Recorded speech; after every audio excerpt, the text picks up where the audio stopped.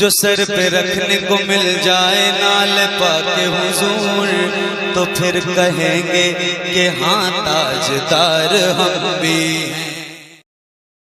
میرے عزیزو 22,000 کا لشکر جب آ گیا تو یہ 9 محرم کا دن تھا، 9 محرم کا دن تھا۔ امام علی مقام سید الشہداء شہید کربلا رضی اللہ تعالیٰ عنہ رات کے وقت اپنے خاندان والوں کو پھر جمع کرتے ہیں اور کہتے ہیں دیکھتے نہیں ہو ان کی طرف سے اس طرح کا لشکر جمع پر جمع ہوتا جا رہا ہے، اور مجھے لگتا ہے یہ صرف میرے خون کے پیاسے ہیں، اگر وہ مجھے قتل کر لیں گے تو اس کے بعد وہ تم سب سے کوئی مواخذہ نہیں کریں گے، تمہارے ساتھ چھیڑ چھاڑ نہیں کریں گے، ان کو تکلیف مجھ سے ہے، ان کی خلافت کی کرسی مجھ سے ہلتی ہے، اس لیے میں یہ چاہتا ہوں کہ تم سب کے سب چلے جاؤ۔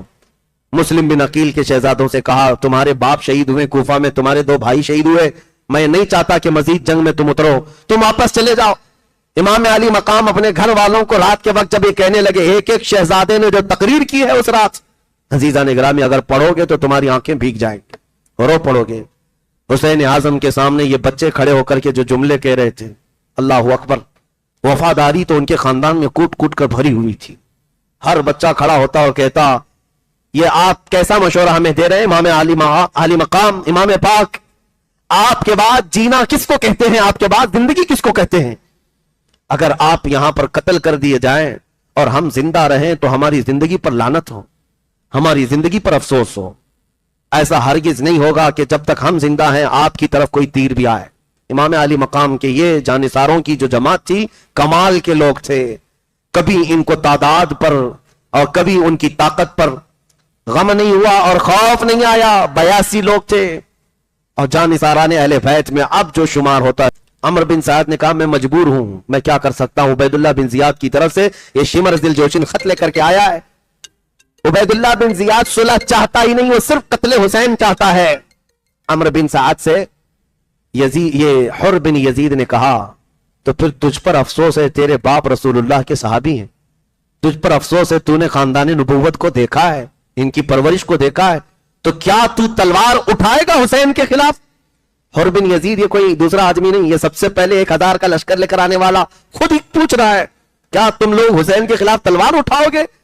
عمر بن سعد نے کہا ہم مجبور ہیں، تلوار بھی اٹھائیں گے اور ان کا سر بھی کاٹیں گے۔ اتنا سننے کے بعد حر بن یزید نے فوج کو دھکا دے دیا، 1000 کی، کہا یہ ساری فوج، یہ ساری طاقت تمہیں مبارک ہو، میں جاتا ہوں شہزادہ رسول کے پاس۔ اس لیے کہ درمیان میں کھڑے ہو کر حر بن یزید نے پکار کر کہا، لوگ کہہ رہے تھے اے حر بن یزید تو کیا کہہ رہا ہے یہ سب باتیں؟ حر بن یزید نے کہا مجھے یہ محسوس ہو رہا ہے میں جنت اور دوزخ کے بیچ میں کھڑا ہوں، میرے ہاتھ میں رب تعالیٰ نے آج فیصلہ دیا ہے، اور تو چاہے تو دوزخ لے لے چاہے تو جنت لے لے، اس لیے کہ میں جنت کے حسین چمکتے ہوئے چہروں کو دیکھ رہا ہوں اور کسی قیمت پر میں جنت کو سودا نہیں کر سکتا، اس لیے فوج تمہیں مبارک، میں رسول اللہ کے اس شہزادے کے پاس جا رہا ہوں جو جنتی جوانوں کا سردار ہے۔ حسین کی طرف سے کس شہزادے نے ڈھول بجائے؟ یزیدیوں کی طرف سے جنگ کا آغاز کرنے کے لیے ڈھول بجائے گئے، طبلے بجائے گئے، نقارے، اور اس کے بعد پھر بگل بجا کر کے لوگوں نے اعلان کیا کہ جنگ چھڑ گئی ہے۔ حیرت ہوتی ہے ان ظالم کتوں پر کہ رسول اللہ کے خاندان کے 3 دن کے بھوکے اور پیاسے شہزادوں سے لڑنے کے لیے 22,000 کے نامردوں کی فوج جمع کر لی اور جنگ کا اعلان کرتے ہو۔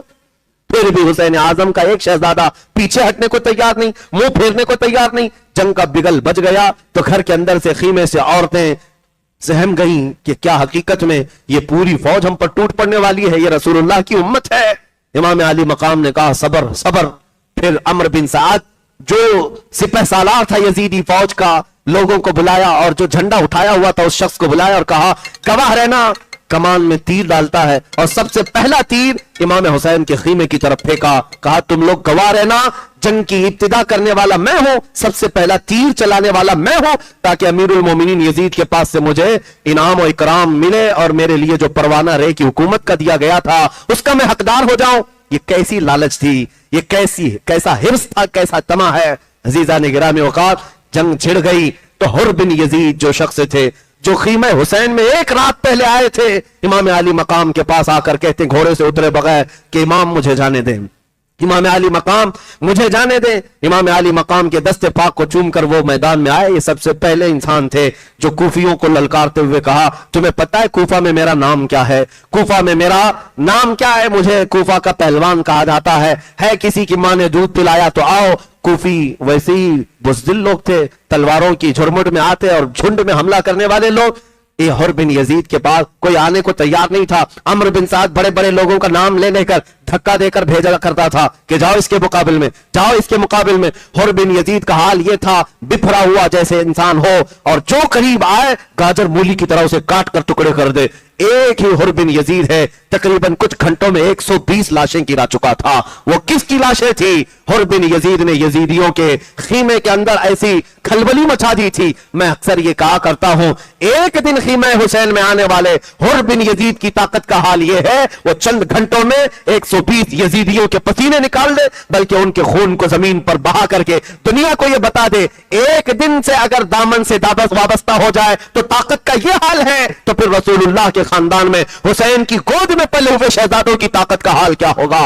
اسی لیے میرے عزیزو حر بن یزید کو کئی جتھے مل کر کے حملہ کر کے حر بن یزید کو شہید کرتے ہیں۔ زہیر بن قین بجلی جو قافلے میں امام علی مقام کے ساتھ ہوئے تھے وہ آئے، حبیب بن مظاہر آئے، مسلم بن اوسجہ اسدی یہ امام حسین کے جانثاروں میں سے ہیں، یہ چاہنے والے محبان اہل بیت میں سے ہیں، یہ آئے اجازت لیے اور امام علی مقام منع کرتے تھے مجھے جانے دو، مجھے جانے دو، مجھے بات کرنے دو، لیکن یہ جانثاران ایسے تھے، یہ محبان اہل بیت ایسے تھے امام حسین کو باہر ایک قدم بھی آگے بڑھانے نہیں دیتے تھے اور کہتے تھے جب تک ہماری زندگی ہے امام علی مقام تو بہت بڑی بات ہے، آپ کے گھر کا کوئی بچہ بھی میدان میں ہم اترنے نہیں دیں گے۔ جتنے جانثار تھے سب آئے اور شہزادگان اہل بیت کو بھی آنے نہیں دیا۔ حبیب بن مظاہر آئے، مسلم بن اوسجہ آئے اور زہیر بن قین آئے، یہ بھی دوپہر کے قریب لڑتے رہے، زوال تک لڑتے رہے، یہ تین ہی لوگ لڑتے رہے۔ کچھ لوگ آئے اور کوفہ کے لوگ مقابلہ نہ کر سکے، موت کے گھاٹ اتر گئے اور ان تینوں بھی